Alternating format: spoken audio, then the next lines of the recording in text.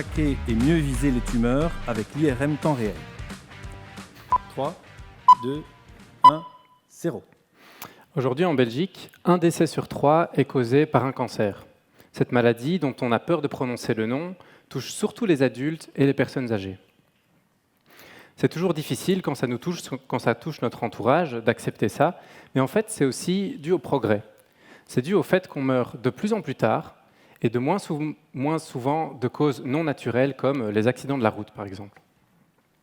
Du coup, de plus en plus de personnes doivent être soignées pour leur cancer, et parmi tous les patients auxquels on diagnostique un cancer, la moitié doit être traitée par radiothérapie. La radiothérapie, c'est la chasse aux tumeurs. Ça consiste à tirer des rayons avec un gros laser sur les tumeurs pendant 2 à 5 minutes pour les brûler. Pour que ça fonctionne bien, il faut combiner 2 éléments, la direction dans laquelle on tire les rayons et l'énergie initiale qu'on donne aux rayons. La direction, c'est évident, pour toucher une cible, il vaut mieux viser vers la cible. Ensuite, l'énergie, c'est important aussi, parce que les rayons vont perdre de l'énergie au fur et à mesure qu'ils traversent les tissus du corps humain. Et donc, pour qu'ils arrivent sur la cible avec l'énergie voulue, il faut bien choisir l'énergie initiale des rayons qui sortent de la machine.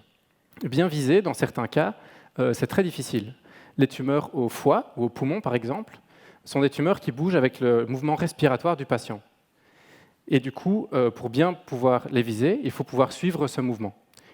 Elles se trouvent dans des endroits qui sont peu rigides, où les organes peuvent se déformer légèrement et se replier différemment d'un jour à l'autre, comme par exemple votre vessie ou votre estomac qui se remplit et se vide régulièrement.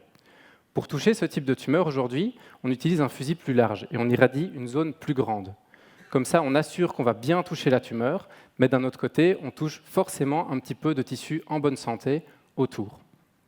Récemment, on a construit des nouvelles machines qui permettent, grâce à des nouvelles lunettes de visée ultra-modernes, comme ici, de mieux voir les tumeurs. Ça fonctionne sur le même principe que les scanners IRM, et ça permet de faire en direct pendant le traitement des vidéos de l'abdomen ou des poumons du patient.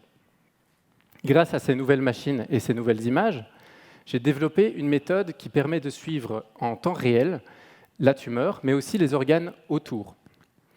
Et du coup, j'espère développer un nouveau type de traitement qui permettrait de mieux choisir la direction à donner aux rayons et également l'énergie à donner aux rayons pendant tout le traitement du patient pour viser au mieux, en temps réel, uniquement la tumeur, éviter au maximum de toucher les tissus en bonne santé autour de la cible pour pouvoir au final avoir un meilleur résultat de traitement et, je l'espère, mieux combattre les cancers.